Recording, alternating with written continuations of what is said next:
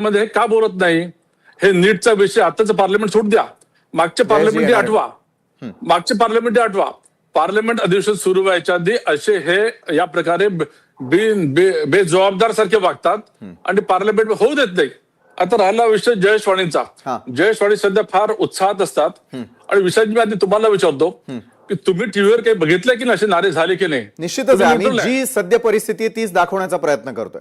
नाही, neutral neutral म्हणून तुम्ही ऐकले की नाही? तर मी ऐकवतो आणि मी ऐकवतो जयेशजी काय करतील त्याचं मला आधी उत्तर हवं आहे.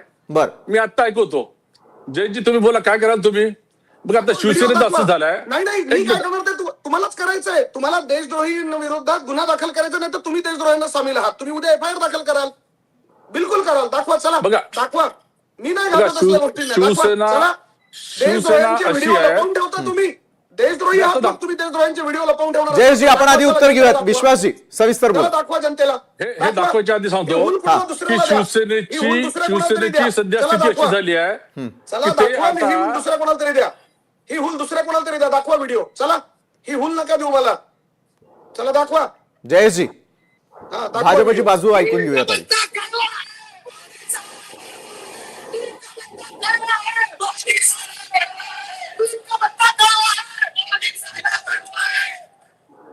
ऐकू आलं का?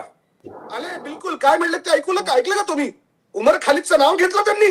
किती खोटं बोलत होतं हे सिद्ध झालं. तुम्ही काय गोष्ट सांगितलं आता टीव्हीवरती सांगताना? घ्या, चला दाखवा. पाठक साहेब, ही भारतीय जनता पार्टीची सच्चाई आहे. हे वास्तव आहे की तुम्हाला फक्त दाखवलं. अरे हे वास्तव आहे. दाखवतो, अजून दाखवतो. हे वास्तव आहे. अजून दाखवतो तुम्हाला, अजून दाखवतो. तयार आहे. मला या देशातल्या विद्यार्थ्यांवरती खात्री आहे ते अशा पद्धतीने देशद्रोही कृत्य करणार नाही. तुम्ही त्यांना देशद्रोही सिद्ध करण्याचा प्रयत्न करताय. हा तुमचा कार्य करताय. हा याचा फोटो दाखवतो. तुमचा पदाधिकारी विश्वासजी प्ले कराल? हा प्ले करा. करू? प्ले करा ना सर. प्ले करा. एक मिनिट. जयेशजी आपण ऐकून घेऊयात. बिलकुल ऐकूयात सर.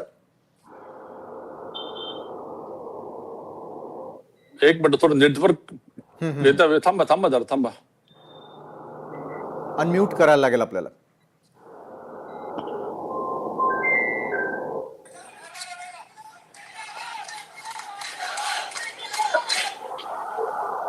इन्कलाब जिंदाबाद, इन्कलाब जिंदाबाद. म्हणजे इन्कलाब जिंदाबाद म्हणणारा भगतसिंग तुमच्या दृष्टीने देशद्रोही आहेत पाठक सर?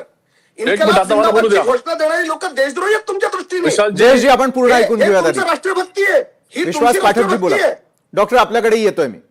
हे इन्कलाब जिंदाबादचे नारे देणारे यांच्यासाठी जयेशजी आधी बोलू द्यात. विश्वास जयजी जरा जयजी खूप उत्साहात येऊ नका. तुम्हाला माहिती आहे लॉची डिग्री घेतली तुम्ही. खूप उत्साहात येऊ नका. बघा एवढं सगळ्याच्या विषयाची की शिवसेनेची स्थिती अशी आहे. जयजी उत्तर घेऊयात आपण आधी. जनतेलाही कळू द्या, व्यवस्थित विषय पोहोचू द्यात त्यांच्यापर्यंत. विश्वासजी बोला. उद्धव ठाकरे दिपकेला फोन करतात आणि त्या दिपकेच्या खांद्यावर बंदूक ठेवून त्यांना इलेक्शन लढायचं आहे. तुम्हाला लोकांनी झुरकारलेलं आहे. तुम्ही त्याला मुलगा म्हणता. जे मुलासारखे ते सगळे सोडून गेले, तुम्हाला पळून गेले. काय गोष्टी करता? प्रश्न असा आहे की ज्या प्रकारे हे सर्व ज्या प्रकारे हे आतंकवादीच आहेत, ज्या प्रकारे हे नारे देतात आहे, ज्या प्रकारे तोडफोड केली आहे, सरकार ज्या प्रकारे ऍक्शन घेत आहे ते व्यवस्थितच घेत आहे. शिवसेनेचे लोक काय नाही गेले तिकडे? काय नाही आदित्य ठाकरे तिकडे गेले? इथे बसून फक्त तुम्ही तोंडाच्या वाफा करायच्या, ही शिवसेनेची पद्धत आहे. त्यांचं मला द्यायला संधी. त्यांना बोलून घेऊ द्या आधी. येणार मी आपल्याकडे. जयेशजी आपल्याकडे येईल.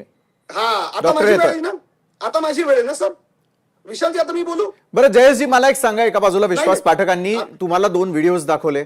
मला एक सांगा, नीट पेपर फुटी प्रकरणाची नैतिक आणि प्रशासकीय जबाबदारी कुणाची आहे? जयेशजी. अरे सर ऐका ना. इन्कलाब जिंदाबाद जर त्या विद्यार्थ्यांनी म्हटलं असं ती जबाबदारी माझी आहे. करा गुन्हा दाखल माझ्यावरती. चला ओपन चॅलेंज. इन्कलाब जिंदाबाद बोललेत ना. अरे इन्कलाब जिंदाबाद बोलणं हा गुन्हा आहे.